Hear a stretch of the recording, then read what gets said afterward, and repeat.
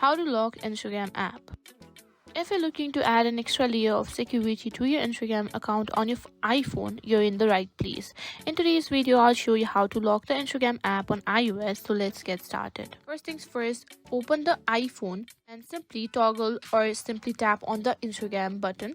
From here, you can simply find an option that says require Face ID. Once you enable require Face ID, every time you try to open Instagram, you need to simply verify with your Face ID or your passcode to open or show content in the app. Alternatively, iPhone has a screen time feature as well. To enable it, you need to simply head over to the settings app on your iPhone and simply go to screen time. If you haven't set it up before, you'll need to enable it by following the prompts. Once you've done that, simply tap on app limits and make sure to toggle on the app limits.